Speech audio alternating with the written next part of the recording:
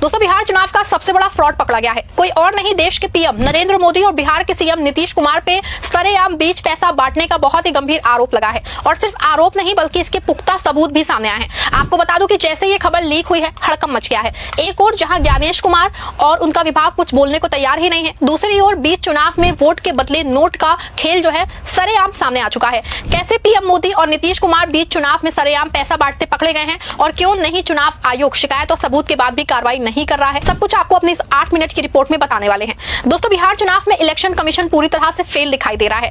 एक और जहां 3 दिन के बाद जैसे तैसे करके अनंत सिंह की रात में गिरफ्तारी हुई है और ना सिर्फ बिहार पुलिस बल्कि चुनाव आयोग ने बहुत तेज से चिल्लाना शुरू कर दिया है कि चुनाव आयोग पूरी तरह से एक्टिव है। लेकिन ये सिर्फ एक छलावा साबित होता दिख रहा है, क्योंकि आपको बता दूं कि पूरे देश ने अनंत सिंह को मामले को लेकर एक तरह से आरोप लगाना शुरू कर चुका था। सीनियर जर्नलिस्ट रवीश कुमार ने तो यहां तक अपने एक्स पे लिखा था कि अनंत सिंह को चुनाव आयुक्त बना दो। और सिर्फ रवीश कुमार ही नहीं बल्कि तेजस्वी यादव और राहुल गांधी ने सरेआम चुनाव आयोग पे सवाल उठाया था, जिसके 24 घंटे के बाद आखिरकार चुनाव आयोग हरकत में आया। जबकि जैसे ही एफआईआर दर्ज हुई थी, तुरंत ही ज्ञानेश कुमार और उनके विभाग को कार्रवाई करनी चाहिए थी। लेकिन 48 आवर्स के हाई वोल्टेज ड्रामे के बाद अनंत सिंह को गिरफ्तारी हुई और अब ज्ञानेश की जबरन खुद अपनी पीठ ठोक रहे हैं। 3 दिन के बाद अचानक प्रकट हुए ज्ञानेश कुमार जी अब कह रहे हैं कि चुनाव में कोई भी गलती बर्दाश्त नहीं की जाएगी और चुनाव आयोग सबका है। और भी क्या कुछ क्या है ज्ञानेश जी ने, आप जरा इस वीडियो में देखिए। मैं एक बार स्पष्ट करना चाहता हूं कि चुनाव आयोग के लिए न कोई पक्ष है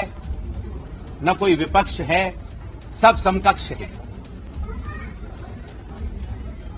पहले चरण का चुनाव 6 नवंबर को होगा और दूसरे चरण का मतदान 11 को होगा और काउंटिंग 14 नवंबर को होगी।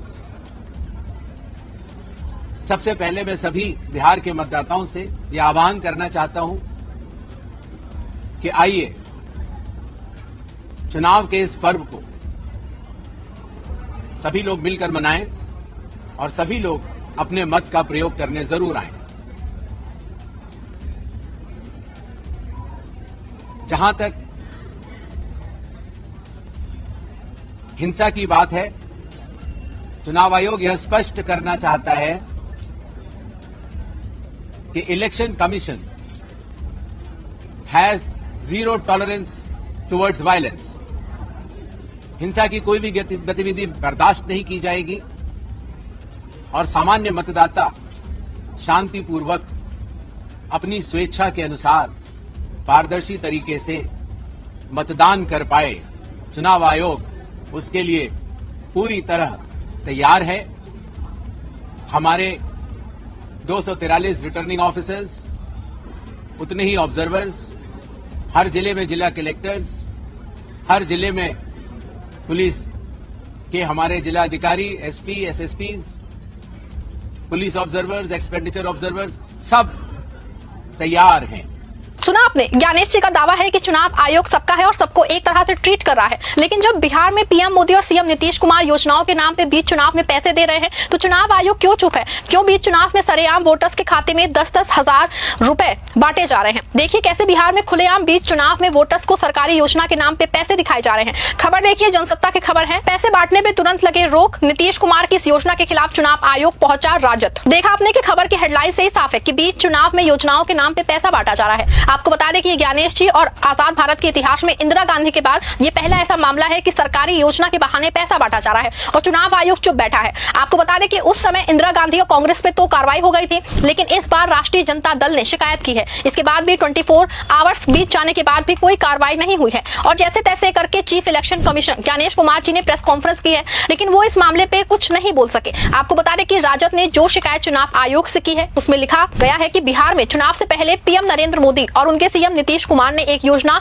महिला रोजगार के नाम पे एक योजना लॉन्च की थी। योजना में महिलाओं को रोजगार के नाम पे 10,000 रुपए दिए जाने थे और हर महिला को इस योजना का लाभ दिया जाना है। और अब तक सरकार की ओर से जारी की गई सूचनाओं के अनुसार 1.51 करोड़ महिलाओं को योजना का लाभ का पहला चरण यानी कि 10,000 रुपए दिया जा चुका है। आपको बता दें कि बीच चुनाव में ये पैसे बांटे जा रहे हैं और चुनाव आयोग रोक नहीं लगा रहा है। तेजस्वी यादव के एक सांसद मनोज झा ने चुनाव से लिखित शिकायत की मांग की है। शिकायत में साफ तौर पर कहा गया है कि 17, 24 और 31 29 अक्टूबर को बिहार की बहुत सी महिलाओं को महिला रोजगार के नाम पे 10,000 रुपए दिया गया है। तो वहीं 3 नवंबर को फिर महिलाओं के खाते में पैसा आएगा। आपको बता दें, शिकायत के 24 घंटे बीत चुके हैं और कोई भी कार्रवाई नहीं हुई है। 6 अक्टूबर से बिहार में आचार संहिता लगी हुई है और सरेआम सरकारी धन से यानी आम आदमी के पैसे को पीएम मोदी और उनके सीएम नीतीश कुमार अपने चुनाव के लिए प्रयोग कर रहे हैं।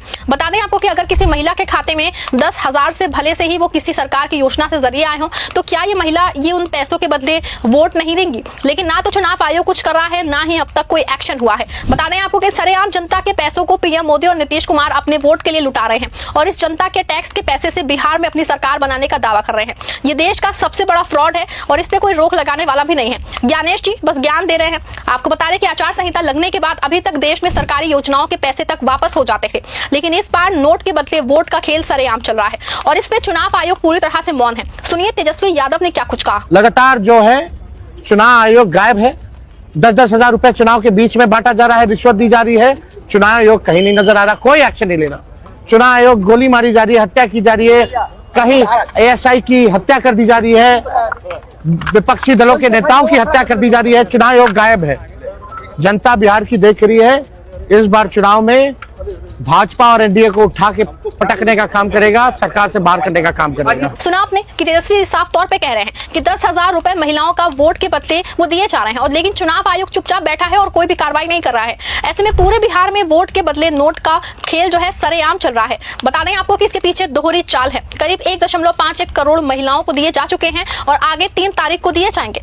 पहला तो ये है कि जिन महिलाओं को पैसा मिल रहा है उनके नीतीश कुमार और एनडीए को उनका वोट मिलना पक्का है, और दूसरा कि अगर ये चुनाव आयोग से शिकायत के बाद अगर किसी तरह से रुक जाता है, जिसकी संभावनाएं ना के बराबर है, तो भी जदयू मैसेज देने के लिए कामयाब हो जाएगी कि हम 10,000 रुपए महिलाओं के खाते में डालने के तैयार थे, लेकिन तेजस्वी और उनकी पार्टी ने रोक दिया। मतलब ये है कि दोनों ओर से सीधा फायदा एनडीए को होना है। वैसे आपको बता दें कि बहुत मुश्किल है कि ज्ञानेश जी और उनका विभाग इस मामले में कोई बड़ी कार्रवाई करे, और कर भी देगा तो कुछ बहुत बड़ा होने वाला भी नहीं है, क्योंकि राजद के दावों के अनुसार 3 बार आचार संहिता के बीच नोट सरेआम खाते में ट्रांसफर किए गए हैं और ये कहीं ना कहीं चुनाव आयोग और ज्ञानेश कुमार जी के दावों के कलई खोलते हुए दिख रहे हैं। सवाल यह है कि चुनाव आयोग क्यों इतना कमजोर हो गया है और क्यों नहीं कार्रवाई कर रहा है? क्या जो महिलाओं के खाते में 10-10 हजार रुपए बीच चुनाव में खाते में भेजे जा रहे हैं, इसे चुनाव